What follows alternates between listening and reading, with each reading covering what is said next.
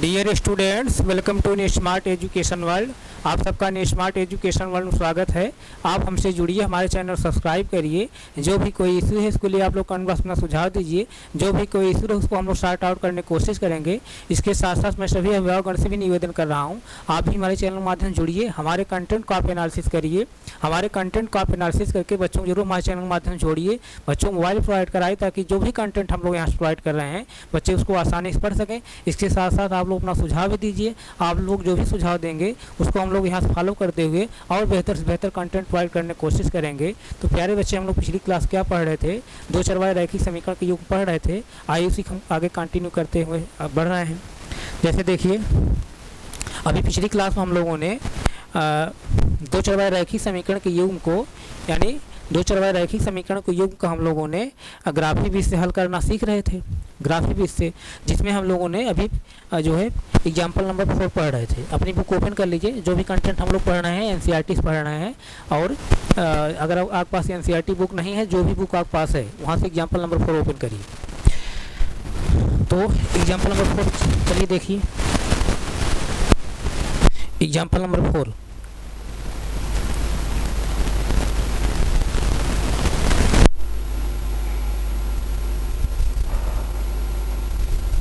जैसे देखिए example number 4 क्या था? यही था ना, ग्राफ द्वारा जांच कीजिए कि समीकरण योग x + 3y = 6 और 2x - 3y = 12 संगत है। यदि ऐसा है तो उनके ग्राफ द्वारा हल ज्ञात कीजिए।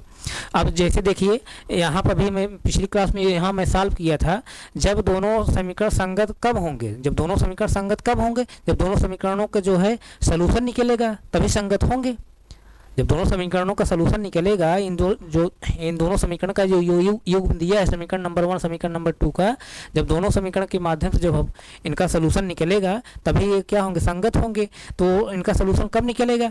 जब इन दोनों समीकरण के माध्यम से जो दो रेखाएं हमको प्राप्त होंगी, उन दोनों रेखाओं को जब हम ग्राफ बनाएंगे, या तो इंटरसेक्ट करेंगी तब उनका सलूशन मिलेगा, या तो कोइंसिडेंट होंगी तब उनका सलूशन निकलेगा। और दोनों रेखाएं अगर पैरेलल रहेंगी तब हमको कोई सलूशन नहीं निकलेगा।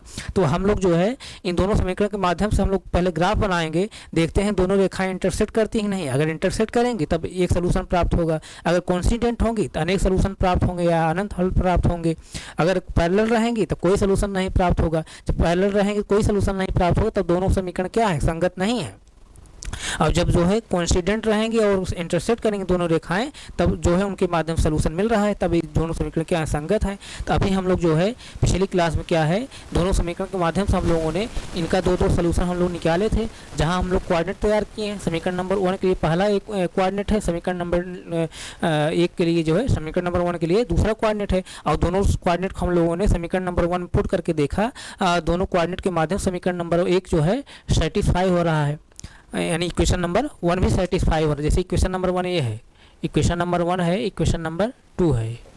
इक्वेशन नंबर 1 भी इक्वेशन नंबर 1 जो है कोऑर्डिनेट नंबर 1 से भी सेटिस्फाई है, इक्वेशन कोऑर्डिनेट नंबर 2 से भी सेटिस्फाई हो रहा है। यानी ये दोनों कोऑर्डिनेट क्या है? इक्वेशन नंबर 1 के क्या है? सलूशन है। इसी तरह से हम लोग इक्वेशन नंबर 2 का भी दो कोऑर्डिनेट निकाले। इन दोनों कोऑर्डिनेट हम लोगों ने इक्वेशन नंबर 2 में पुट करके देखा तो इक्वेशन जो है सेटिस्फाई हो रहा था इक्वेशन नंबर 2। इसलिए जो है ये दोनों कोऑर्डिनेट जो है इक्वेशन नंबर 2 के भी सलूशन है। इस तरह से हमको इक्वेशन नंबर 1 इक्वेशन नंबर 2 का जो है सलूशन प्राप्त हो गया था। तो हम लोग अब ग्राफ बनाना था। ग्राफ जो है हम लोग पिछली क्लास में नहीं बनाए थे, क्लास बहुत लंबी हो रही थी। तो आइए हम लोग जो है अब इन दोनों समीकरण के माध्यम से हम लोग जो इन दोनों समीकरण के जो दो सलूशन हम लोग निकाले हैं, इन्हीं दोनों सलूशन के माध्यम से हम लोग आइए ग्राफ ड्रा करते हैं। तो जो बच्चे इसको नहीं नोट किए हों उसको नोट कर लीजिए। 10 सेकंड में समय दे रहा हूँ, नोट करिए, तुरंत नोट करिए। अगर नहीं नोट कर पा रहे हैं आप स्क्रीनशॉट लीजिए, नोट करिए।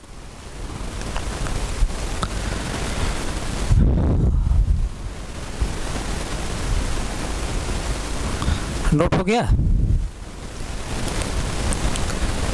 नोट हो गया? नोट करिए। ठीक है, स्क्रीनशॉट लीजिए। स्क्रीनशॉट लीजिए, मैं बगल हूँ, स्क्रीनशॉट लीजिए।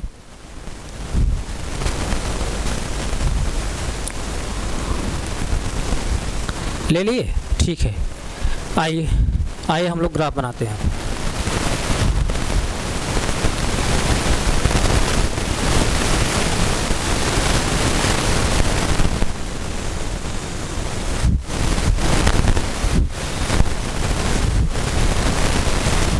आप लोग जो है 10 रुपये ग्राफ पेपर जरूर ले करके, जो मैं यहाँ सिखा रहा हूँ आप लोग जो है ग्राफ जरूर बनाइए। अगर आप ग्राफ नहीं बनाएंगे तो आपको जो है ये चीज़ें जो है समझ नहीं आएंगी, आप लोग जो है तब समझ नहीं पाएंगे।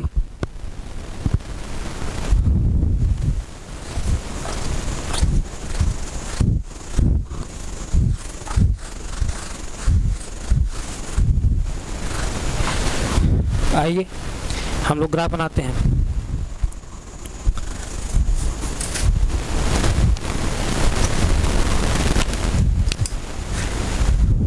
पहले इक्वेशन नंबर 1 के माध्यम से हम लोग ग्राफ बनाएंगे।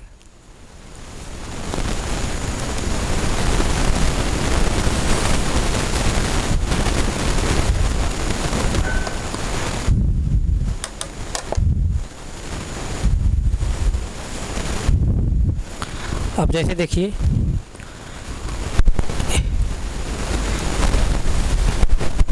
ध्यान दीजिए,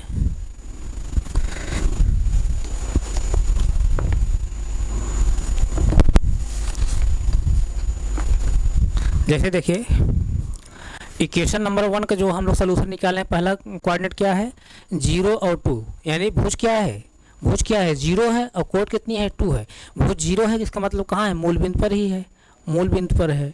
और कोड कितनी है 2 है, और कोड कितनी 2 है, और 2 जो क्या है धनात्मक है, यानी कोड कितनी है क्या है धनात्मक है। कोड जो है 2 है और धनात्मक है, इसका मतलब वाई एस जो चली गई दूरी है उसी को हम कोड कहते हैं। और कोड धनात्मक है, इसका मतलब वाई एस जो चली गई दूरी कहाँ है, मूल में से ऊपर तरफ है।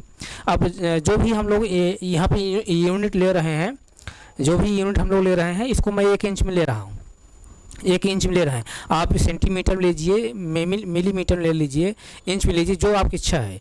जितना आप जो है डिस्टेंस बड़ी लेंगे यूनिट की, जैसे 2 है ना, क्या कहते हैं कोड 2 है, तो हाँ मैं 2 इंच लेकर चल रहा हूँ। जितना बड़ा आप लेंगे तो उतना बड़ा जो है क्या होगा, आपको ग्राफ साफ मिलेगा। जैसे जो भी हम डिस्टेंस ले रहे हैं 1-1 इंच ले रहे हैं, तो जैसे देखिए मैं अब जो है 2 इंच जो है ले रहा हूँ ऊपर तरफ वाई अक्ष पर, वाई अक्ष पर 2 इंच, 2 इंच। जैसे देखिए 2 इंच यहीं पर आ रहा है, यहाँ पर, यहाँ 2 इंच आ रहा है। आप जो है ग्राफ पेपर नंबरिंग कर लीजिए करिएगा। और ये मैं आपको बताने, जैसे अब जैसे 2 इंच यहाँ पर है तो 1 इंच यहाँ पर होगा, जैसे देख लीजिए सपोज दैट, मैं आप लोग ताकि डाउट जो है दूर हो जाए। अब 1 इंच जैसे यहाँ पर है, अब मूल बिंदु पर जो है चली गई दूरी कैसे लेते हैं, धनात्मक होती है वाई अक्ष पर। वाई अक्ष पर जो है वाई अक्ष पर जो है मूल बिंदु से ऊपर तरफ चली गई दूरी क्या होती है, धनात्मक होती है। तो यहाँ पर कैसे लेंगे, क्या लेंगे, लिखेंगे +1, ये क्या है और +2 है, इस तरह से। और यहाँ पर भुज कितनी है, भुज 0 है, तो भुज 0 मतलब कहाँ रहे, मूल बिंदु पर रहेगी। यानी वो एक साथ चली गई जो दूरी क्या है 0 है, इसका मतलब कहाँ रहे, मूल बिंदु पर ही है, कोई दूरी नहीं तय किया है। तो इस तरह से अब इस कोऑर्डिनेट को हम सपोज दैट क्या ले रहे हैं, ए ले रहे हैं। अब इस कोऑर्डिनेट क्या ले रहे हैं, बी ले रहे हैं। तो इस तरह से हमको ये जो यहाँ पर एक कोऑर्डिनेट जो मिला है, यहाँ पर जो कोऑर्डिनेट मिला है, क्या कौन कोऑर्डिनेट मिला है, ए और बी, सॉरी कोऑर्डिनेट क्या मिला है, ए कोऑर्डिनेट क्या है 0 और 2, 0 और 2। ध्यान दीजिए यहाँ जो कोऑर्डिनेट मिला है, जैसे भुज कितनी है 0 और कोड कितनी है 2, तो यानी कोऑर्डिनेट कौन है, ए है। ए कोऑर्डिनेट यहीं मिला है इस पॉइंट पर। इसी तरह दूसरे कोऑर्डिनेट को हम लोग देख लेते हैं, बी को। भुज कितनी है 6 और कोड कितनी है 0, भुज कितनी है 6 और कोड कितनी है 0 है। तो अब यहाँ जैसे देखिए भुज क्या है, धनात्मक है, और ये इसका मतलब क्या है, x जो चली गई दूरी है कहाँ है, मूल बिंदु से दाहिनी तरफ है। तो इसका मतलब 6 इंच हम इधर चलेंगे, इसको 6 इंच में हम ले रहे हैं। जैसे देखिए आप ध्यान दीजिए, आप 1 inch, 2 inch, 3 inch, 4 inch, 5 inch, 6 inch, इस तरह 7 इंच, जैसे इस तरह से ले रहे हैं। ये अब मूल बिंदु से दाहिनी तरफ एक से चली गई दूरी धनात्मक होती है, यानी ये क्या है +1 है, ये क्या है +2 है, इस तरह से। ये क्या है +3 है, +4 है, +5 है, इस तरह से +6 है, यहीं पर आ रहा +6, यहीं पर +6 आ रहा है। इसी तरह से +7 है, इस तरह से। तो भुज कितनी है 6 और कोड कितनी है 0 है।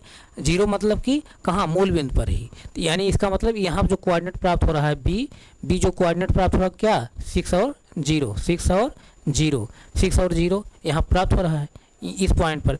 अब तो पहला वाला जो कोऑर्डिनेट है दूसरा वाला जो कोऑर्डिनेट मिला लीजिए आप, यही ग्राफ बन जाएगा। जैसे मिलाई इसको खींचिए लाइन ग्राफ बनाइए।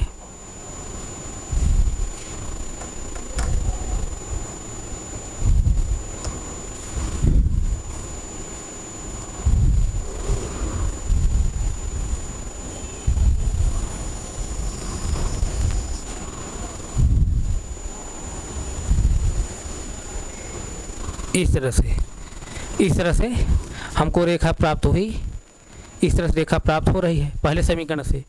कौन समीकरण से? पहले समीकरण। पहला समीकरण क्या है x plus 3y equal to 6।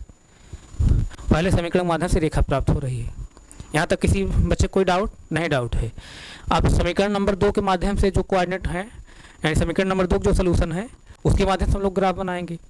तो समीकरण नंबर 2 का जो कोऑर्डिनेट है क्या है 0 -4, 0 और -4, यानी भुज क्या है 0, भुज क्या है 0 है। इसका मतलब x से चली गई दूरी क्या है 0 है, जिसका मतलब कहाँ है मूल बिंदु पर ही है।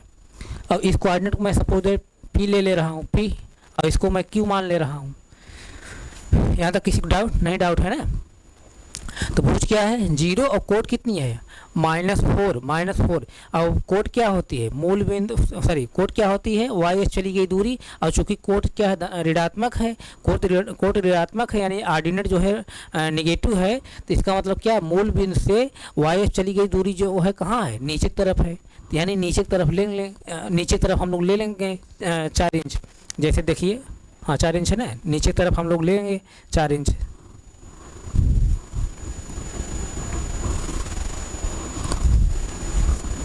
नीचे की तरफ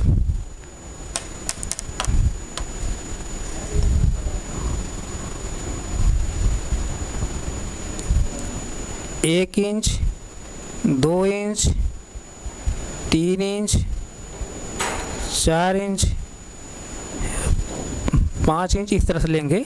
तो जैसे देखिए ये -1 हुआ, और इसी तरह जैसे ये -2 हो जाएगा, और ये -3 हो जाएगा, ये -4 हो जाएगा। इस तरह से भुज क्या है यहाँ पर 0 और कोड कितनी है -4 है, यानी यहीं पर जो ये 1 इंच 2 इंच 3 इंच 4 इंच यहीं जो कोऑर्डिनेट मिल रहा है, यानी कौन मिल रहा है p कोऑर्डिनेट मिल रहा है। और p कोऑर्डिनेट क्या है 0 और -4। इस तरह से समीकरण नंबर 2 का पहला सलूशन था। इसी तरह समीकरण नंबर 2 दूसरा जो सलूशन है क्या है 6 0। दूसरा जो सलूशन है 6 0 है। और समीकरण नंबर 1 का भी एक सलूशन हमको प्राप्त है क्या 6 0, यानी जो 6 0 इसका सलूशन है, और 6 0 जो है समीकरण नंबर 1 का भी सलूशन है। इसका मतलब ये दोनों कोऑर्डिनेट एक ही पॉइंट मिलेंगे। ये पॉइंट कौन है? यही पॉइंट है, इसी पॉइंट मिलेंगे। तो इसका मतलब क्या, तो यहाँ पे जो पॉइंट मिल रहा है क्या मिल रहा है क्यू क्या है 6 और 0। तो p यहाँ पे मिला है और q यहाँ पे मिल रहा है, तो यहीं से आप जो है रेखा खींच लीजिए। खींचिए रेखा 1 inch 2 inch 3 inch 4 inch, 4 inch यही है -4 इंच। तो यहीं खींचिए आप लाइन।